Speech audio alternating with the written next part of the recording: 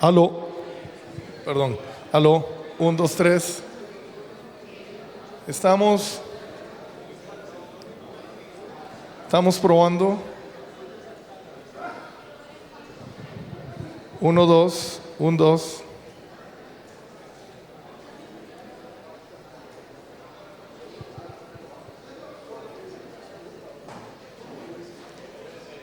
Ok.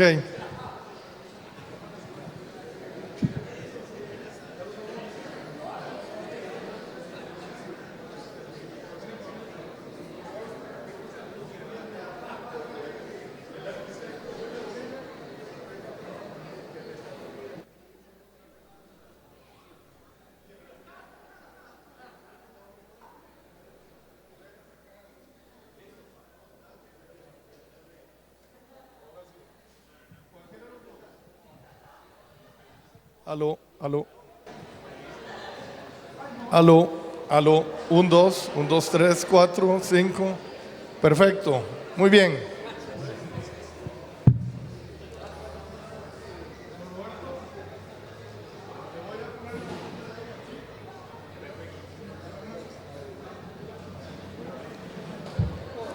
Vamos ya.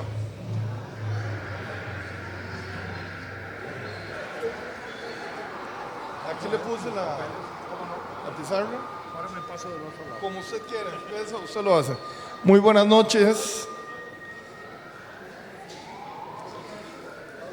Queridísimos alumnos y profesores de la UIA, estamos por finalizar la semana detonante de la arquitectura UIA.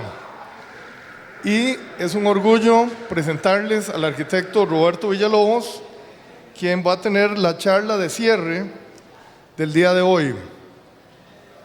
Voy a permitirme presentarlo. Para esto le he pedido al colega y amigo Andrés Fernández, a quien le pedí que viniera a presentar a don Roberto, pues es muy amigo de él, que lo hiciera. Sin embargo, por motivos de que tenía otro compromiso no pudo venir y me hizo el favor de mandarme la presentación vía WhatsApp. Por lo tanto, voy a proceder a leerla previo al inicio. Don Roberto Villalobos Ardón es arquitecto por la Universidad Autónoma de México y entre su trabajo profesional cabe destacar importantes proyectos nacionales como el Instituto Nacional de Seguros en San José, el campus del Instituto Nacional de Biodiversidad e INVIO en Santo Domingo. Aparte, diversos diseños de casas notables por tener a la Casa de Adobes del Valle Central como inspiración consciente. Además, en la universidad, en la UNA, usted fungió como director de uno de los proyectos, ¿verdad? En algún momento. Con Randall Heath, si mal no recuerdo, y en paz descanse. Fue vicepresidente del Colegio Federado de Ingenieros y Arquitectos, y presidente del Colegio de Arquitectos, y presidente de la Junta Administrativa del Museo de Arte Costarricense. Destacado filósofo del arte, precisamente con su estudio sobre la Casa de Adobes costarricense, ha enriquecido el conocimiento nuestro, mientras que su visión crítica de la obra de artistas modernos tales como Picasso, Dalí, Le Corbusier, García Márquez han contribuido a universalizar nuestro ámbito intelectual. Su carrera docente lo ha llevado a ser vicerrector de investigación de la Universidad Nacional, rector del Instituto Tecnológico de Costa Rica, decano de la Facultad de Bellas Artes de la Universidad de Costa Rica y por más de 3 décadas profesor de Filosofía del Arte de la Facultad de Letras y Filosofía de la UCR, un curso que impactó a varias generaciones de profesionales nacionales en diversos ámbitos creativos. Sin más, agradecerle a don Roberto la invitación y los dejo con él. Muchas gracias. Gracias, muy amable.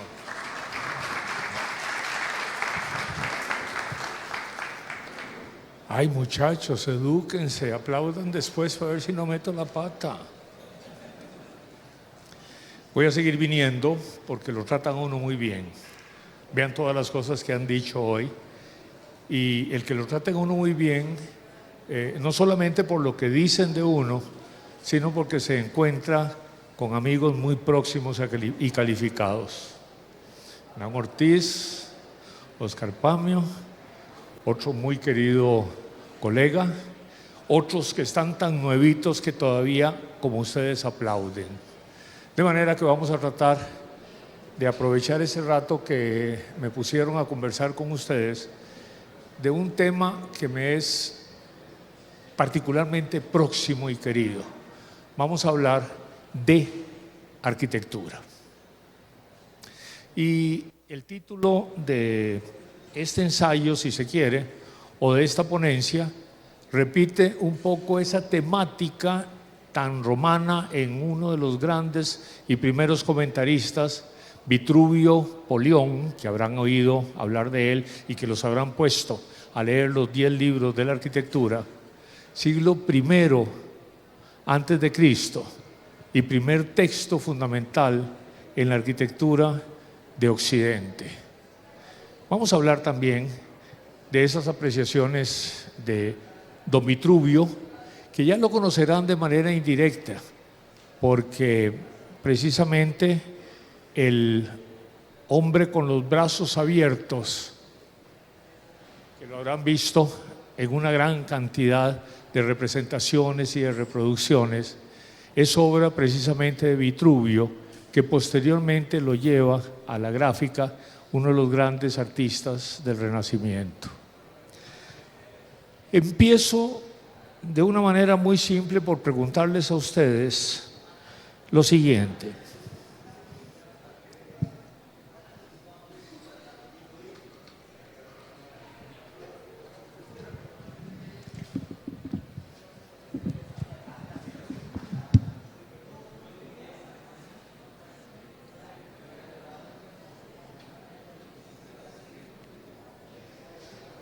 ¿Qué es eso?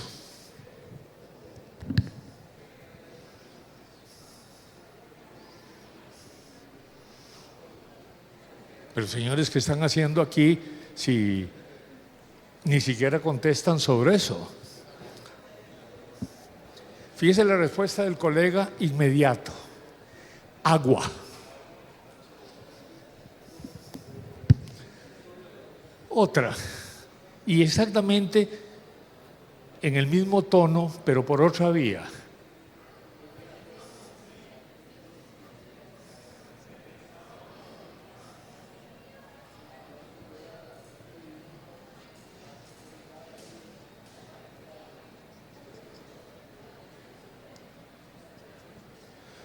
¿Qué es eso? Ya hasta parecen arquitectos, ¿eh? Agua y un cubo. ¿Quién me da la definición de un cubo?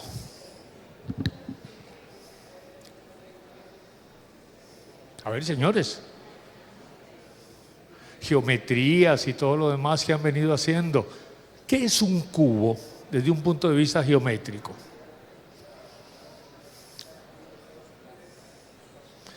Mire, para venir a hablar con colegas me quedo en otro lado, ¿ah? ¿Qué es un cubo?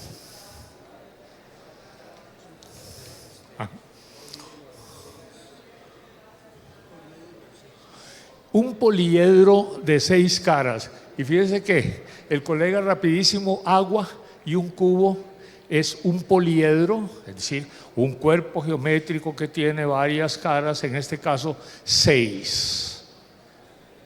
¿Están seguros de que eso que tengo ahí es un cubo?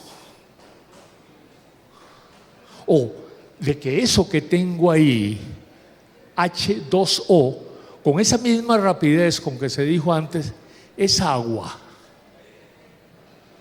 Les pongo el siguiente problema: si es agua, ¿quién se atreve a levantarse y venir a beberla?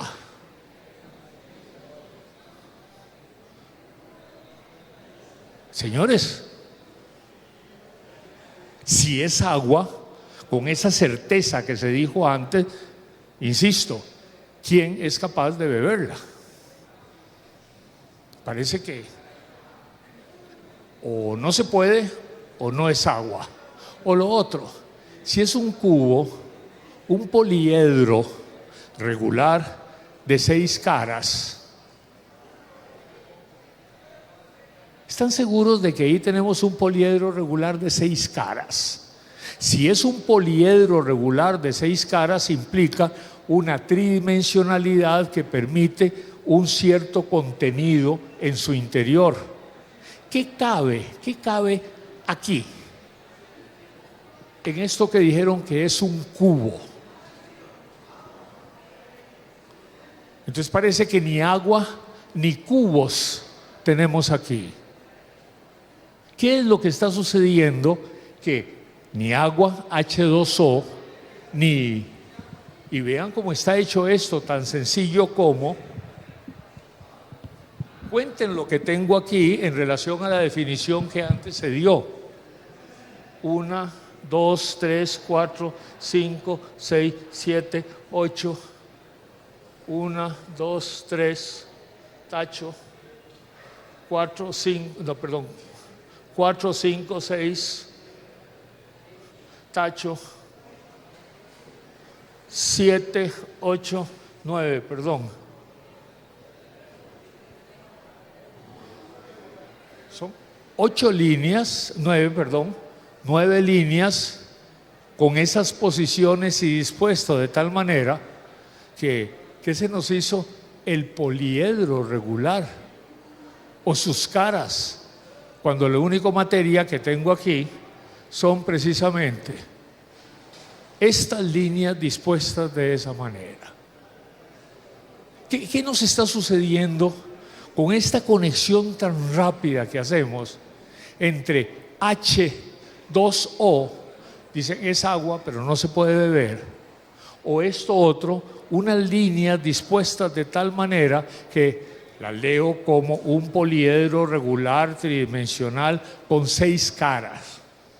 Resulta que lo único que tengo ahí son unas líneas, no hay tales caras, sino que efectivamente la disposición de estas líneas me definen unos, en este caso, rombos y no caras. Fíjense la rapidez, la inmediatez, la mecánica con que actuamos directamente como para poder decir que en H2O tengo agua, o en estas líneas dispuestas de esa manera particular tengo un cubo. Y resulta que en ninguno de los dos casos no tengo ni agua ni cubos, a pesar de que los leo inmediatamente como eso, como agua y cubos. La realidad, eso que llamamos realidad, agua y cubo, nos confunde constantemente. Y nos confunde constantemente con esto otro, que no es simplemente que una H mayúscula con un 2 abajo y un 0, que no es agua. O estas líneas que puestas ahí tampoco son un cubo. Y sin embargo, inmediatamente decimos agua y cubo. Igual que cuando en este país la prensa y los radios dicen, es que todos los costarricenses creemos que mentiras. Yo soy costarricense y la mayoría de las veces no creo ni lo que los periódicos dicen, ni que los radios tampoco. Tenemos una inmediata y natural inclinación a confundir dos ámbitos de la realidad. Dos aspectos totalmente diferentes de esta realidad. Esta, de unas letras dispuestas de esta manera, que lo único que están dando es una característica de lo que eso en la realidad llamamos agua. Y lo único que se está diciendo aquí, mediante este recurso de una H mayúscula con un 2 abajo y una O, es una de las particulares, y no todas, características que esa sustancia que conocemos todos y que llamamos agua no está aquí. Aquí lo que tengo es una representación del agua, o aquí lo que tengo es una representación bidimensional, es decir, con un largo y un ancho y estas líneas de eso que aparecía originalmente como un poliedro regular de 6 caras tridimensional. No hay tal. Fíjense la rapidez con que nos engaña esto, que efectivamente son, en este caso, unos objetos hechos con tinta sobre pizarra, que no son ni agua ni cubos, sino que son simple y sencillamente lo que llamamos una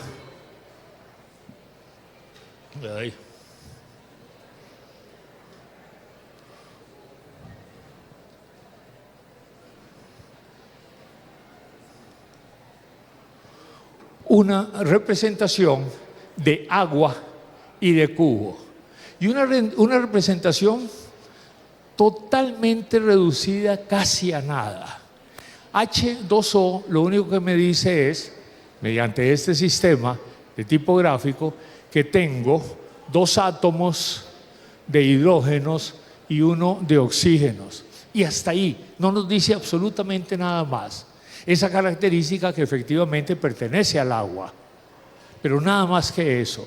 Si ustedes ahí se preguntan, como lo hacía antes, ¿es transparente? ¿Es insabora? Como normalmente decimos, no hay absolutamente ninguna de esa información, excepto esta que, mediante un método de escritura, hacemos como representación del agua. ¿Y por qué representación?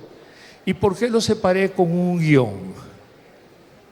Porque aquí inmediatamente nos quedamos como si se tratara efectiva, real.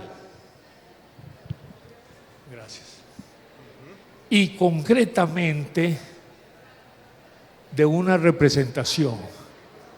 No hay tal. Todo este proceso que normalmente utilizamos en la cultura tiene este guión de por medio, en donde se dice que se trata de un volver a presentar como si estuviera ahí. Y estamos tan acostumbrados a que lo representamos como si estuviera ahí, que inmediatamente decimos, es agua o es un cubo. No hay tal. Resulta entonces que estamos ante una, comillas, realidad, o eso que llamamos realidad, como el conjunto de objetos del mundo que nos rodea, como en este caso, y vean que aquí podríamos hablar de que aquí tengo un, comillas, objeto en H2O. ¿Qué condiciones pedirían ustedes para decir si H2O es efectivamente un objeto? Como lo dicen con toda tranquilidad del agua, que es un líquido insaboro, inodoro, transparente, etcétera, que representamos mediante este recurso. En el agua reconocemos que hay una sustancia, en el agua concreta, real, de todos los días, que hay una sustancia con todo ese montón de características que aquí se dice. Pero resulta que aquí también tenemos una sustancia que no tiene nada que ver con la anterior, tinta sobre la pizarra como objeto. Y en este caso podríamos decir que el cubo, tinta sobre la pizarra mediante unas líneas, son exactamente iguales una a otro, porque los dos tienen el mismo material como objetos, tinta sobre pizarra. Y resulta que no son lo mismo por su disposición, por su ordenamiento. Estamos tan acostumbrados a movernos en un mundo de representaciones que cuando yo les pongo algo como lo siguiente, los 2 ejemplos anteriores, o esta otra, esta, y les pregunto qué es, inmediatamente me dicen una A, sin ninguna duda. Tan rápido como que ahí tengo una A. No, señores, ahí lo único que tengo es tinta roja sobre una pizarra que representa o vuelve a ser presente este sonido que llamamos A.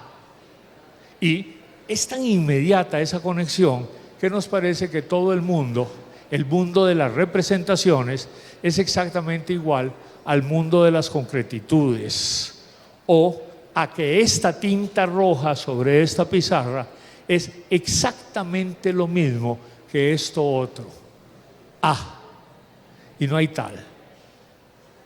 ¿Por qué me interesa partir desde esta primera aproximación al mundo de las representaciones y lo otro, lo que estas representaciones hacen con el mundo de lo concreto?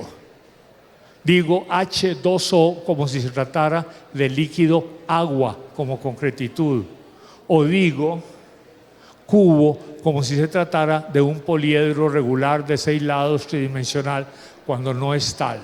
Pero me parecen como si fuera uno y lo mismo. ¿Por qué parto de esto?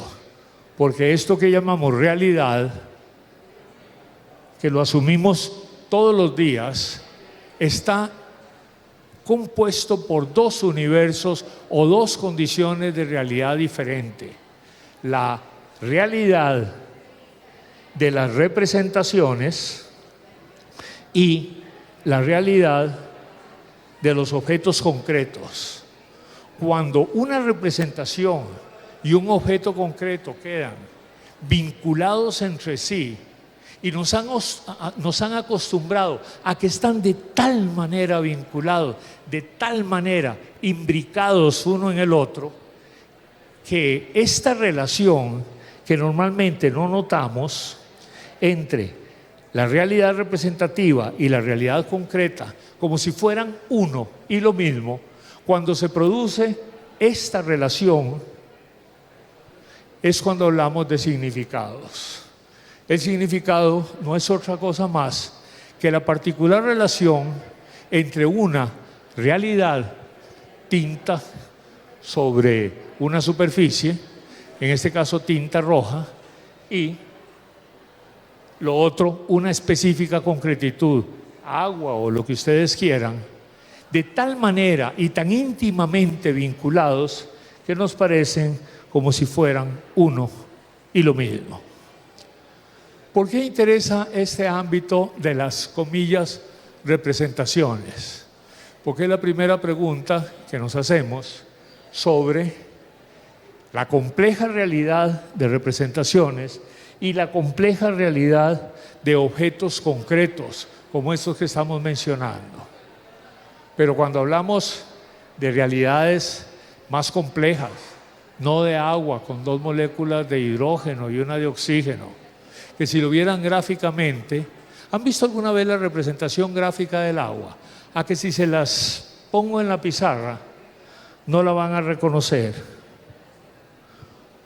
Normalmente utilizamos un círculo, una esfera, y en este círculo, con un ángulo de 135 grados, 2 pequeñas zonas que se añaden, por así decir, a esa representación gráfica del agua. Una molécula de oxígeno con una posición tal en sus moléculas, en las 2 moléculas de hidrógeno, que tridimensionalmente se puede efectivamente representar así. O como han visto ustedes, representaciones tan variadas que tenemos sobre el mundo, como un átomo con un núcleo y electrones, y un núcleo que podemos, ¿cuándo lo han visto ustedes? A lo mejor nunca. Y si les preguntamos por qué representamos el átomo así, es porque hacemos unas simplificaciones enormes de las representaciones que hacemos sobre el mundo.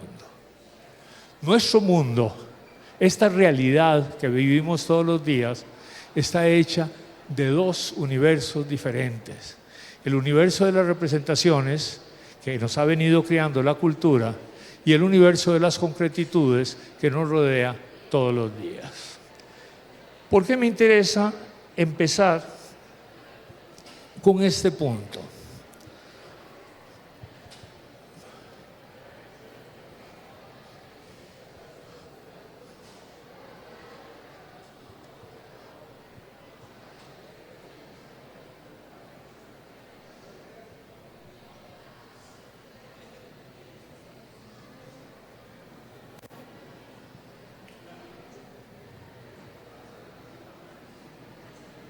Porque aquí, a partir de esto tan sencillo como estábamos viendo, nos vamos a encontrar con un mundo muchísimo más complejo de representaciones.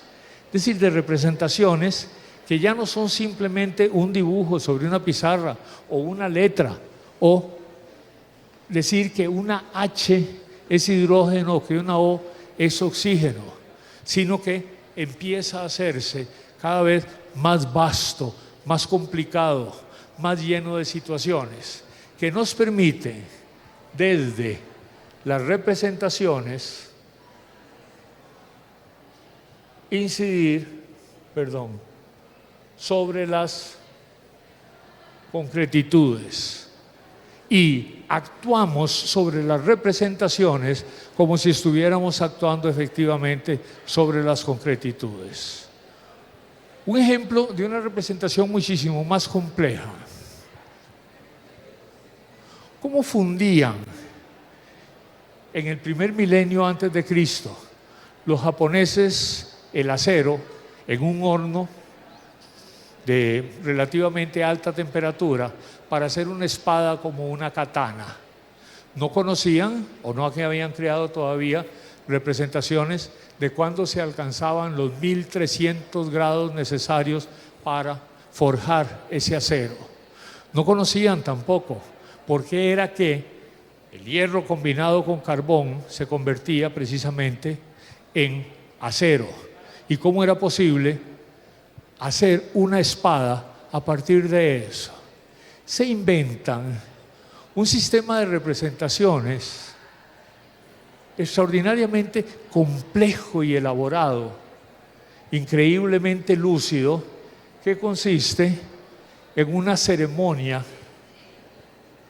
del té. Y en una ceremonia del té en donde una de las personas que participaba en este ejemplo utilizaba la producción de té para crear los tiempos necesarios para llevar a cabo la fundición del acero y hacer posible la espada. De manera que estaba tan lúcidamente coordinada esta representación con el trabajo que se hacía del acero, que se hacía coincidir para alcanzar precisamente esa finalidad. De manera que el tiempo que transcurría entre el hervor del agua, las inclinaciones necesarias para servirlas, hacían efectivamente que ese acero puesto en el horno tomara exactamente el mismo color del sol al amanecer, ese color blanco típico del acero por fundirse, y llegado a ese punto, después de la ceremonia del té, que permitía este control desde las representaciones, el dominio de esta concretitud. Y si revisan ustedes la historia de esta especie, se darán cuenta cómo, precisamente, a partir de este dominio de representaciones, terminamos por dominar, cambiar y transformar concretitudes. Cuando esto sucede y cuando estamos hablando de una representación muchísimo más compleja que la que veíamos antes, hablamos precisamente de un ritual. Y en esta especie estamos llenos de rituales. Ejemplos: la danza, la liturgia, el teatro, el fútbol. Si ustedes se preguntan en el fútbol qué sentido tiene, todo ese ritual de 11 contra 11 en una cancha, persiguiéndose unos a otros, etcétera, dice, ninguno. ¿Para qué sirve? Para que unas masas en una galería den gritos exasperantes sin que esto, como ritual, produzca ninguna variación en las concretitudes. O si la produce, va a ser fundamentalmente en la prensa del lunes en La Nación o el jueves.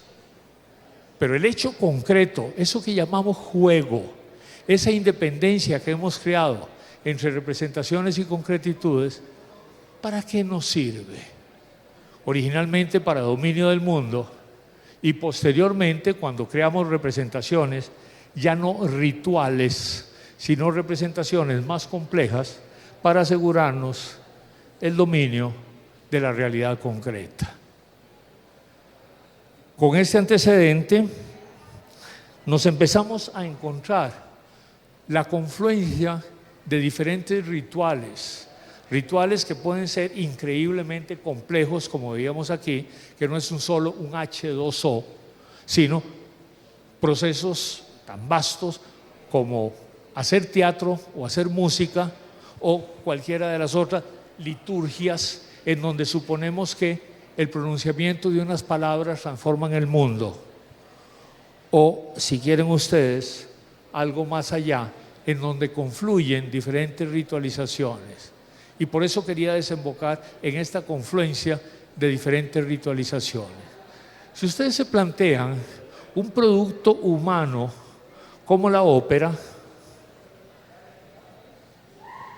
se darán cuenta la enorme complejidad que se ha alcanzado para producir un objeto cultural como la ópera, en donde tenemos, por una parte, música,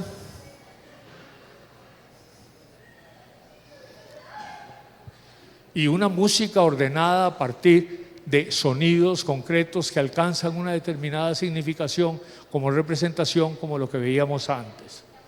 Música, pero además teatro,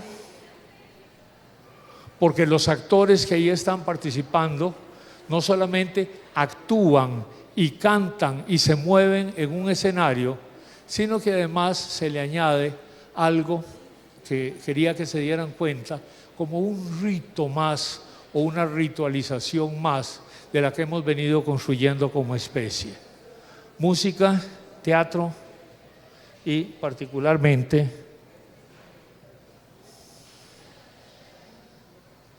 arquitectura. Y arquitectura, ¿por qué como ritual? Dejo toda esta introducción en donde estamos hablando de la arquitectura fundamentalmente como este universo de las representaciones, en donde, en este caso particular de la arquitectura, no solo obtenemos un objeto con una utilidad específica, cubrirnos de la intemperie, resguardarnos de las bestias salvajes originalmente, ubicarnos en un determinado sitio o lugar, por una parte, pero por otra, como en todo lo anterior, significar mundo, representar mundo, decir qué es lo que el mundo es. Y aquí me independizo de todo el proceso anterior para entrar directamente a la arquitectura como ritualización.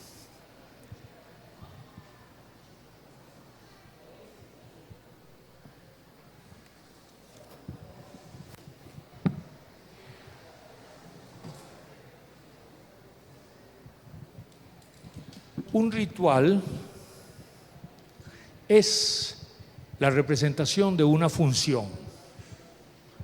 Cuando un ritual se vuelve poesía, es decir, cuando un ritual se poetiza, es arte.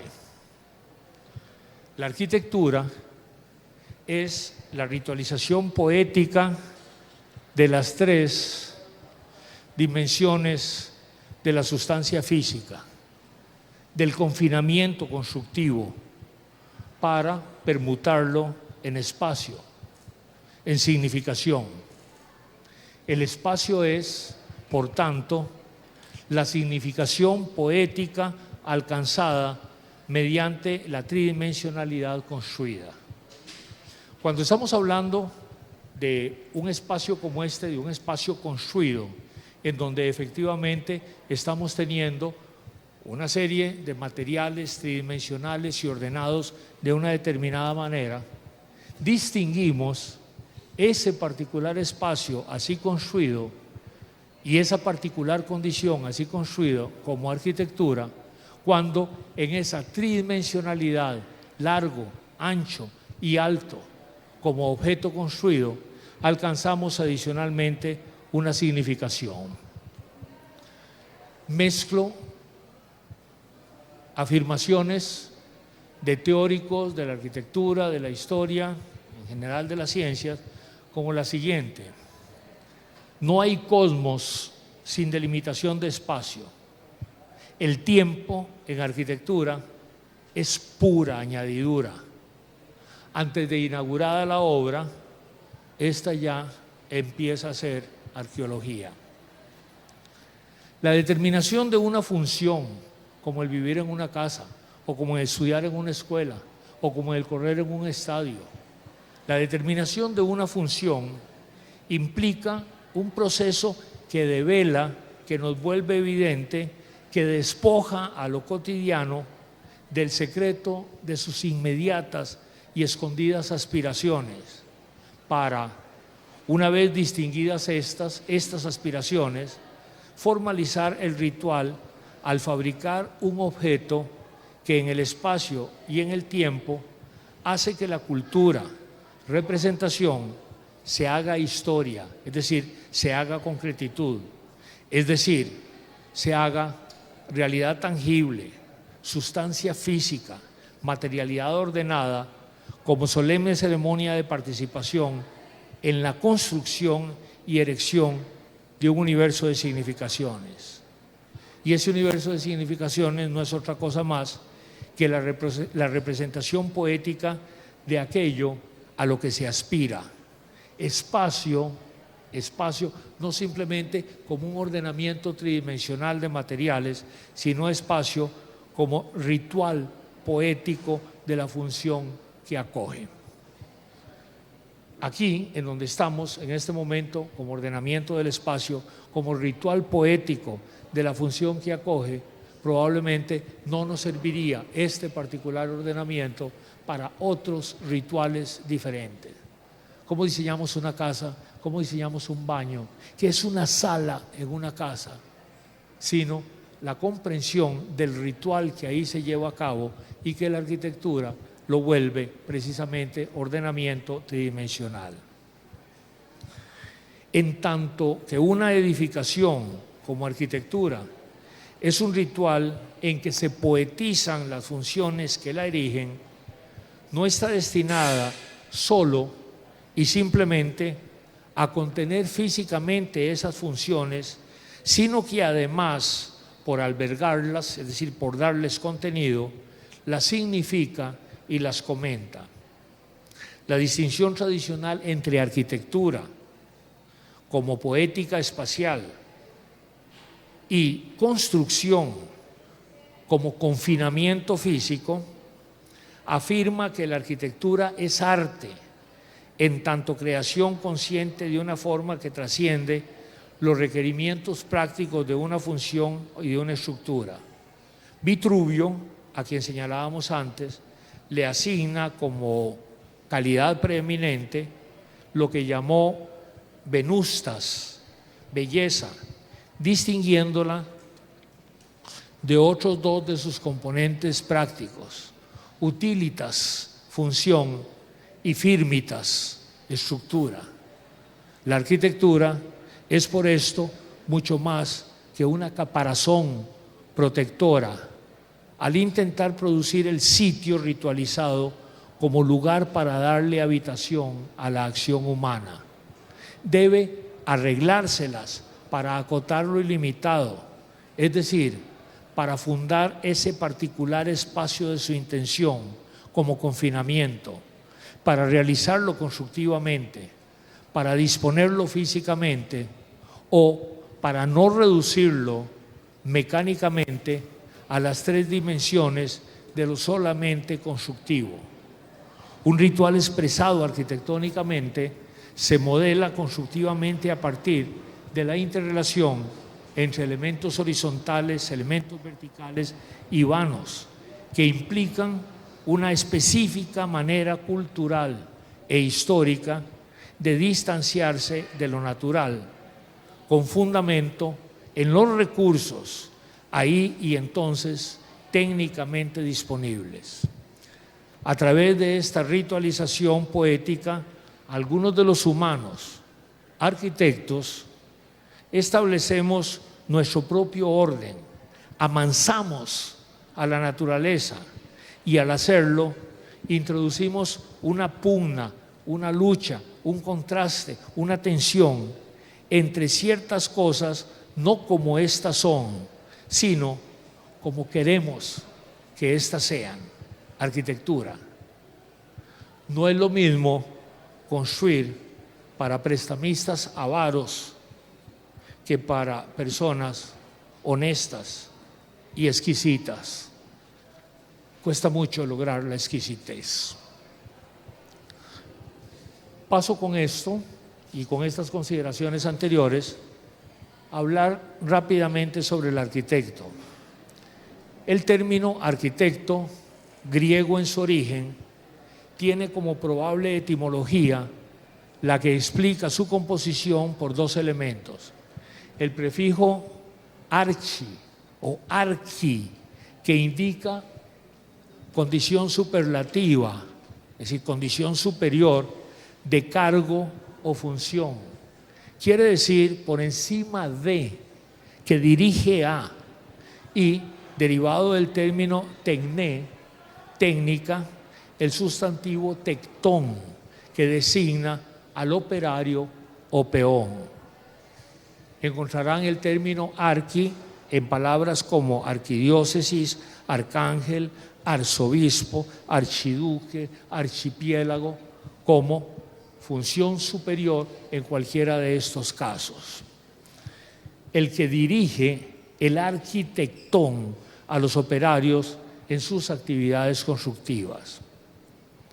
En este orden de actividades, el medievo mantuvo la tradición de designar al arquitecto con el título de masón o mason en inglés, albañil y libre, free o franc mason, free mason o franc mason en francés, como término correspondiente en su versión latina al liber muralitor, al que construía paredes en su origen, que se encargaba, sin restricciones gremiales, de la contratación de una obra y en el que se jerarquizaba su nivel operativo mediante grados numerales para calificar su ubicación de mando acorde con las competencias que oficialmente se le reconocían. Con esta decantación a través del tiempo, el arquitecto terminó por ser, hasta hace poco tiempo, el ordenador, conformador, coordinador o edificador de un, comillas, confinamiento constructivo, en el que las funciones que orientaban su intencionalidad formal terminaban en significaciones ideológicamente válidas y legitimadas por el sector social en el que éstas se producían. Entonces, toda obra así originada y respaldada por un arquitecto tenía garantía en sí, porque a priori y por definición social aportaba la significación, la categoría y la perennidad para la sociedad en que esa misma sociedad se erigía. En las sociedades denominadas de primer mundo, dotadas de recursos económicos y con ínfulas de presentar su tradición como cultura, esas actividades de élite minoritaria siguen siendo vigentes como paradigma coreográfico para mercadear sus objetos construidos. Nunca, o casi nunca, en nuestras sociedades latinoamericanas, ese arquitecto tuvo o ha tenido que lidiar con los problemas inmediatos, cotidianos y elementales de habitabilidad para las mayoritarias masas de población hacinadas, empobrecidas y marginalizadas en nuestros países, sino que tradicionalmente su hacer como profesional liberal ha tenido características de digno por reconocido trabajo artesanal en obras por encargo con estilo predefinido, destinadas a muy pocos consumidores por su exclusiva condición social de compradores. En estas circunstancias, la arquitectura para nuestras sociedades ha sido hasta el presente y para la mayoría de nuestras poblaciones una entelequia invisible, por ajeno e inalcanzable en su uso. En ellas y para los compradores, el nuevo objeto con pretensión arquitectónica es sometido cada vez más a una acelerada inserción y hasta forzada presencia e intromisión en una ficticia y publicitaria realidad histórico-social, con lo que se entiende hoy y con mayor vehemencia hacer más explícito el conspicuo y aislado procedimiento de mostrar en sí mismo y por sí misma la técnica formal con que se lleva a cabo como único propósito una edificación. El objeto arquitectónico se esclaviza así para exponer significaciones propias de otros haceres y profesiones y preocupaciones diferentes a los que le serían esencialmente propios. Muerta la arquitectura, emerge rabiosa la moda como ritual que fetichiza sus funciones sustitutas. Un confinamiento constructivo hecho fetiche, es decir, transformado en un ídolo, no es arquitectura, es solo escenografía temporal con ínfulas de permanencia, pura teatralidad suplantadora y vendedora. De esta manera, esta actividad de mercado promociona un mecanismo ideológico para comerciar la representación como fetiche y como sustituto de una ritualización de una función real y concreta, ajena por ser de otros. Este es el universo adulterado de las construcciones de moda, en tanto ostentosas manifestaciones legitimadoras del buen gusto y de la tácita afirmación y predefinido reconocimiento de los estilos certificados y celebrados. Y certificados con grandes titulares, en pomposas y redundantes publicaciones. Así se vende y se garantiza un espectáculo sinónimo de lo digno, lo elegante y lo costoso, dispensador de clase y estatus para aquellos que dicen producirlo, para quienes lo compran y lo venden, porque en este recurso hoy se certifica que la ignorancia es siempre y en extremo valiente. Finalmente, para hablar de arquitectura, y no permitan que se reproduzca la ignorancia, hasta tanto una función no esté socialmente definida, no es posible espacializarla. La arquitectura en esta condición es utopía. Arquitectura es la actividad humana, y aquí en el universo de las representaciones que se vuelve a su vez funcional, la arquitectura es la actividad humana cuya intención es ordenar el espacio habitable para la especie. Así, el espacio arquitectónico, determinado cultural e históricamente, es la pertinente significación del uso de un particular confinamiento constructivo. La perfección de la forma arquitectónica no llega a darse hasta que la institución cobijada en ella está a punto de morir. Patrick Hedges.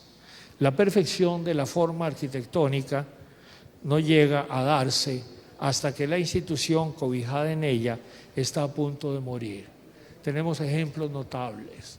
El edificio de la Asamblea Legislativa hace constar absolutamente que la forma arquitectónica lo que hace es reflejar precisamente la condición social que le da vigencia y significado.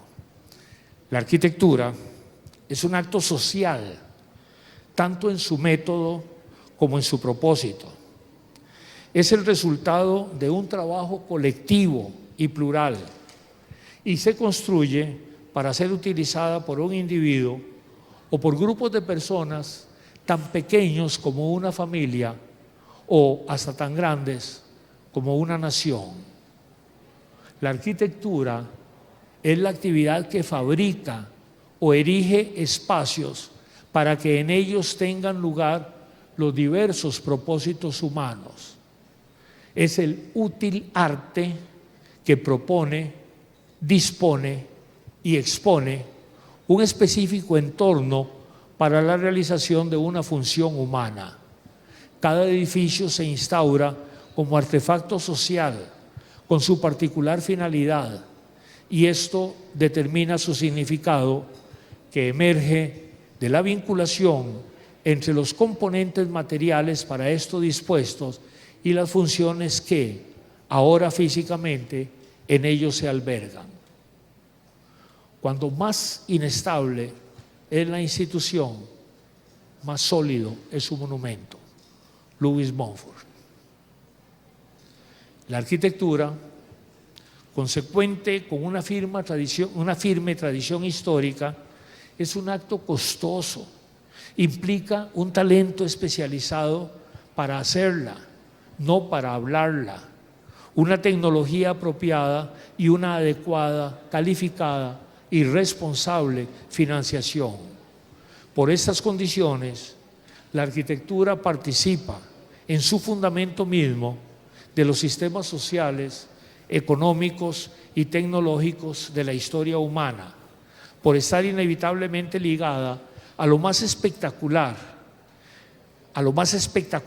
de los esfuerzos de la especie: la sabiduría y su reproducción, el gobierno y su conservación, el comercio y su propagación, la religión y su liturgia, la salud y su cuidado, el deporte con su específico alojamiento, la justicia y su administración.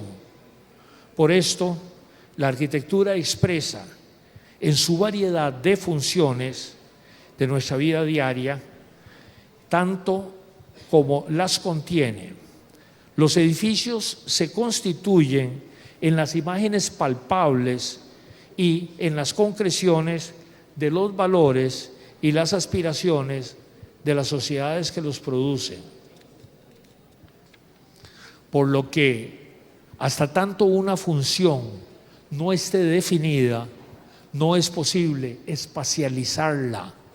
Por eso la arquitectura en esta condición es utopía o imposición administrativo-legalista.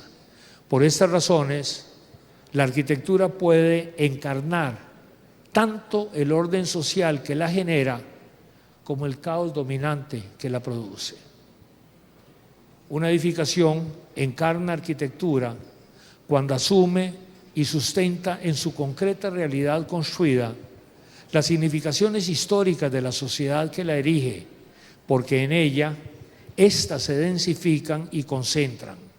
Así, la arquitectura es significación asumida, levantada, edificada, construida por una sociedad en un determinado momento histórico, es decir, en un espacio-tiempo que, de esta manera, la consagra y, por tanto, también se consagra. Un edificio es, por tanto, una concreta entidad construida que, cumpliendo con las necesidades éticas y estéticas de la sociedad que lo erige, inaugura así y da continuidad a una relación respetuosa y una entrañada vinculación con su entorno. Cuando esto ocurre, solo cuando esto ocurre, es muy probable entonces que se trate de arquitectura. La vida, así definida con minúscula, la vida con minúscula, tiene razón y el arquitecto está equivocado. Estoy citándoles a uno de los grandes arquitectos del siglo anterior, Le Corbusier. Señores, pregúntense si pueden, ¿cuál es su grado de equivocación? Gracias.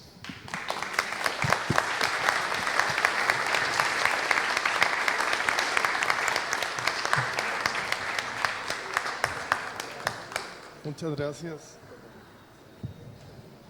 Muchas gracias, don Roberto, por llevarnos a estas reflexiones tan profundas sobre el origen y significado de la arquitectura y también de lo que no es arquitectura.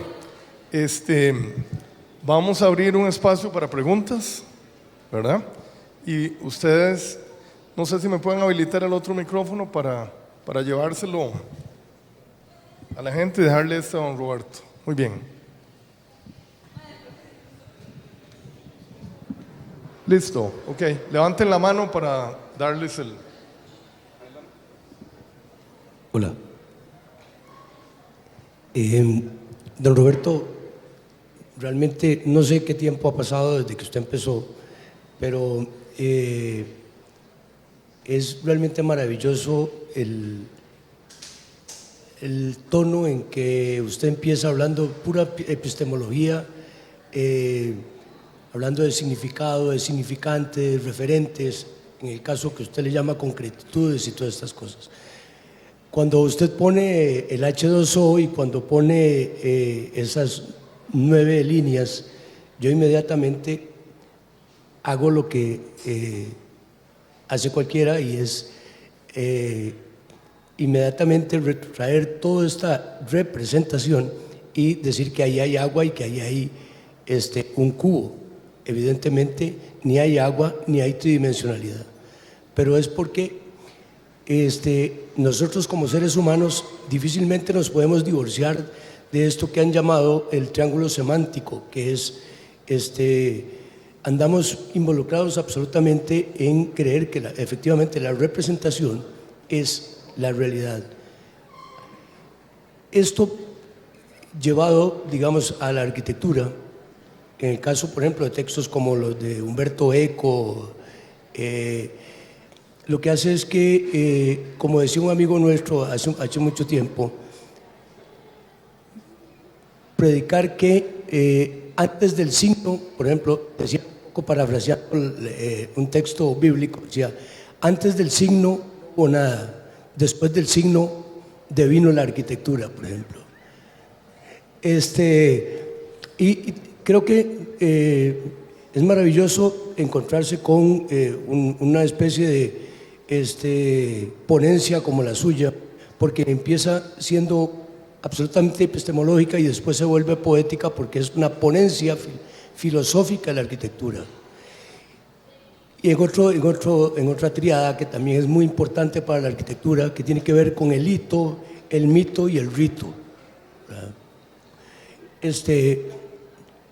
Agregarle algo a lo que usted ha dicho simplemente es, yo pienso que a esta altura imposible. Yo solamente tomé este micrófono, tomé el atrevimiento porque dije cosas al principio y quiero cerrar también diciendo que me alegro muchísimo poder escucharlo. Realmente a mí me gustaría, por ejemplo, tener este texto para poder dárselo a los muchachos para que lo lean y lo estudien, porque realmente ahí hay sustancia, ahí hay realmente de lo que está compuesto la arquitectura, que es el utopos, que es el no lugar, que es los sueños. Muchísimas gracias, don Roberto. Muy bien, ahí usted tiene el micrófono. Gracias. Le contesto exactamente los mismos términos que hacía usted, nada más que con un orden cronológico diferente. Tenemos la tendencia como arquitectos ritualistas, porque eso es lo que somos, de hablar del gran arquitecto del universo. Y efectivamente los masones, con sus 3 puntos de inflexión, se señalan como eso, como albañiles constructores de ritos.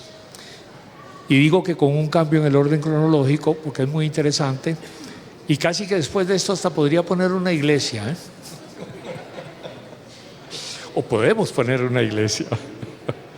Dice Génesis 2:19, y por eso estoy hablando como se acostumbra últimamente en este país.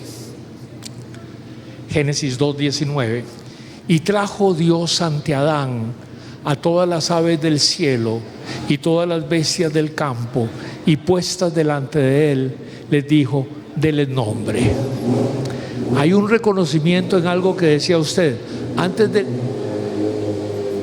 Antes del signo no hay nada. Pero fíjese, la declaración tácita absoluta de que Dios le dice a Adán: construya usted los signos. Muchas gracias. Gracias por sus apreciaciones. Muy bien. ¿Alguien más? Joaquín. Primero que todo, agradecerle, interesantísima la charla, ¿verdad? Y de eso que hablaba de representación, me recordó mucho, digamos, los pintores, ¿verdad? Que ellos, viendo que el arquitecto trabajaba la tridimensionalidad, empezaron ellos a hurgar cómo en un plano bidimensional podían ellos lograr la representación de la tridimensionalidad. Y eso hizo ver a arquitectos de la época, bueno, si ellos en un plano bidimensional logran la tridimensionalidad, ¿verdad? ¿Por qué nosotros los arquitectos que manejamos la tridimensionalidad no podemos ingresar a la cuarta dimensión, el tiempo en el espacio? Y diría yo que todavía existe una quinta, diría yo que es aquella cuando la arquitectura realmente adquiere su belleza, cuando impresiona, ¿verdad?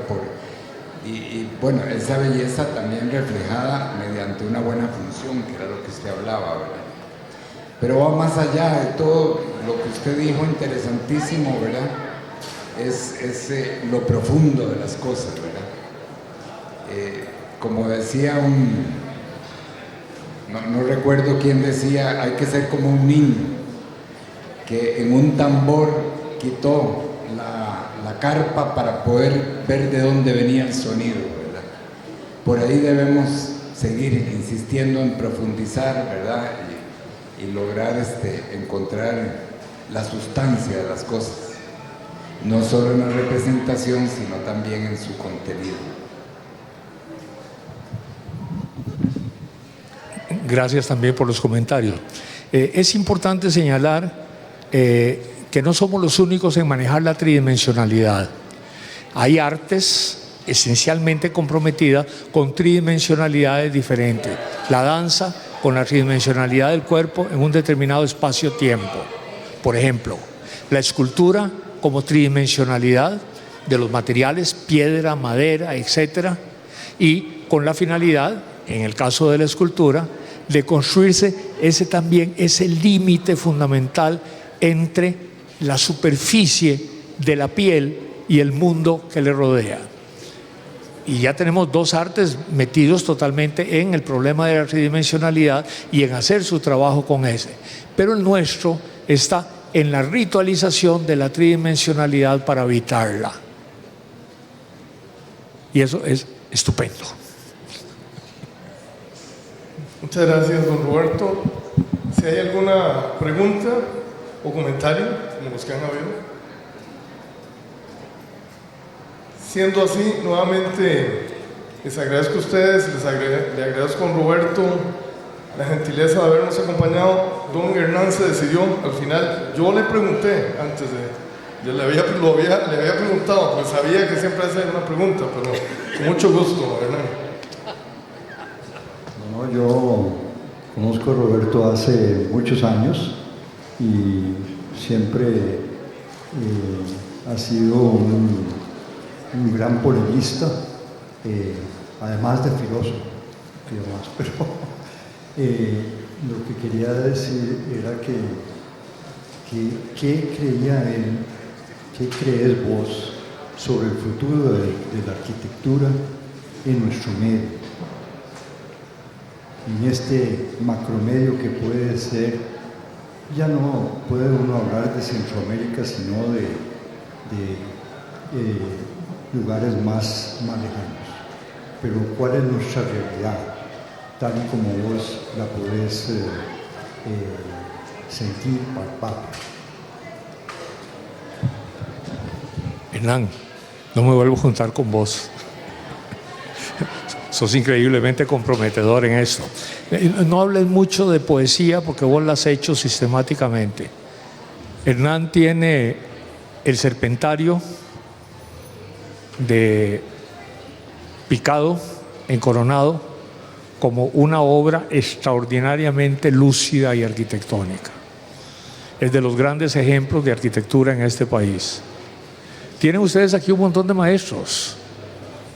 Está Oscar también, y perdonad que se me olvidaba hablar de la tridimensionalidad del pequeño objeto, que también tiene que ver, sin que terminesen necesariamente en joyero, sino en productor de objetos industriales tridimensionales en términos generales. Y me preguntas que cuál es el futuro de la arquitectura. Actualmente se me pregunta a mí qué pienso de la arquitectura en este país. Y digo, bueno, para mí es un género literario. Y es un género literario porque en términos generales se trata más de habladas que de habilitar tridimensionalidades construidas. Y a cómo vamos, vamos a terminar en maquila de las empresas internacionales haciendo simplemente dibujos maquileros con título de arquitectos que para eso van, si lo permitimos y si dejamos que las cosas sigan siendo así. Creo que por ahí vamos, ¿verdad? Muchas gracias y te felicito. Muy bien, le damos un aplauso a don Roberto. Muchas gracias a todos. Muy buena noche. Vamos a sacar una copia. No te la mando por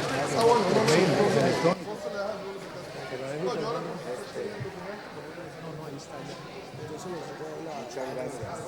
Le dije que a Julio me sacara una copia.